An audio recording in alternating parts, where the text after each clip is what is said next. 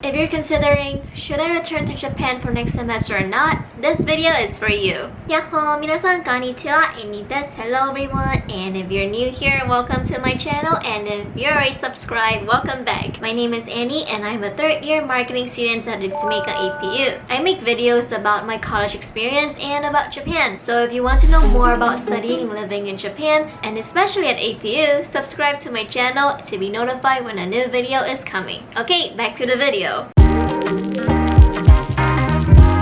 Like most universities in Japan and around the world, as safety precaution to the COVID-19 outbreak, APU has released the official announcement that the fall semester of 2020 is going to be a hybrid strategy. So what does this mean? Essentially, it means that as students, you get to choose whether you want to take online classes or you can actually go to campus to get a face-to-face classroom experience while following specific guidelines. Since students from APU are around more than 90 countries around the world, the policy was passed to ensure that our students are given academic support until the situation gets better. So what does that leave us? We have choices to make. For current students, should you return to Japan and go on campus for your classes? And for incoming students, should you go to APU at all or take a gap year or defer your enrollment? Everything I said in this video is based on personal opinion and subjectivity, so please watch at your own discretion. And if you want a part 2, especially for incoming students this fall semester, please comment down below. Okay, so the idea was to have hybrid classes, right? However, recently there has been another outbreak in Beppu in early August. Since then, there has been no further case reported. However, this leaves the chances that hybrid classes are unlikely to happen. So you can expect a lot of classes, if not all classes, are going to be online. So if you're considering going back to Japan, I advise you to ask yourself 3 questions. Number 1, ask yourself, why are you going back? Do you miss going to campus or using the facilities, or missing that physical interaction between classmates and with your professors? Or do you miss your life in Beppu? Do you miss your friends, or just being Japan, or I don't know, you miss speaking Japanese? Yeah, try to ask yourself that question. Why do you want to come back for this fall semester?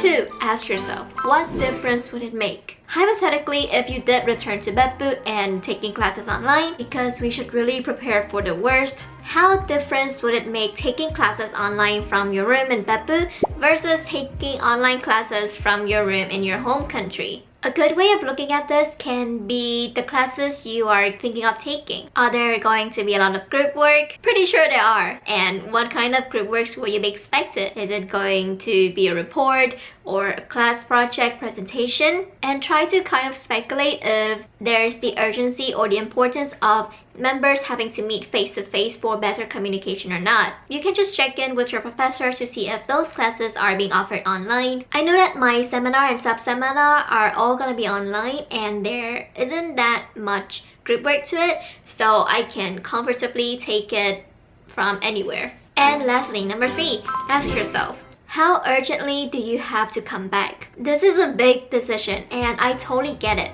You have bills to pay, rent, utilities, electricity, gas.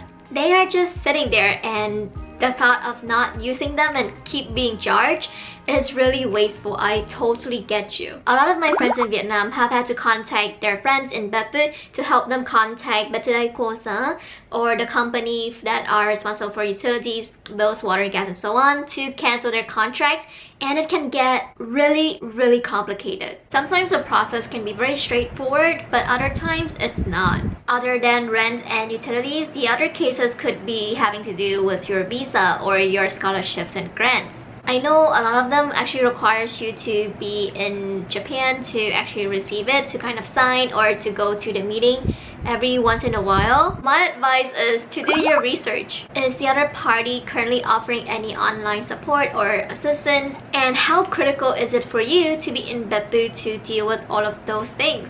So those are the 3 simple but not so simple questions that I have. I hope that you consider those questions before deciding, oh, I want to go back to Japan and take classes from Beppu or maybe go on campus, or I'm okay, I'm Gucci just staying in my home country and taking classes online next semester. So So when I had to make this decision, I was on my exchange, and for me, my decision was that one, I wasn't really able to go back to Vietnam at the time. Two, I miss Beppu a lot. I miss my friends, and I just miss the atmosphere and the environment of this little city. And three, for the last semester, it was actually very helpful for myself to be in Beppu because for one of my classes, we had to make a presentation or a video, so media production in general. And it was actually very convenient to have all of the members actually in Beppu to come together and film it.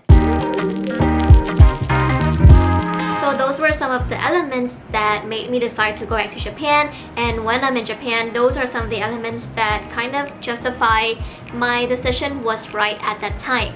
However, for next semester, I will be taking classes in Tokyo, which that's where I am right now. Why? Because I have an internship. And why? Because I also checked with my major seminar professor to see if it's alright to take classes online. She was cool with that, I'm cool with that. So it didn't really matter where I'm gonna be taking classes from, and that really helped me kind of confirm my decision to go to Tokyo. So yeah, ask yourself those questions, do a bit of research, and probably just listen to your heart.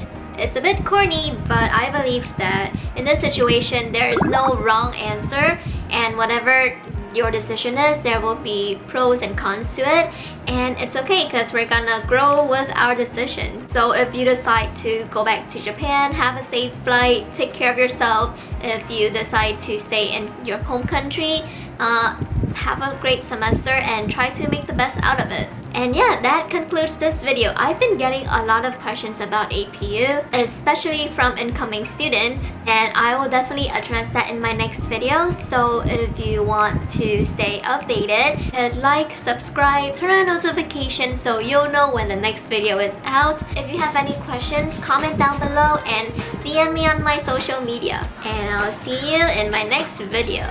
Bye!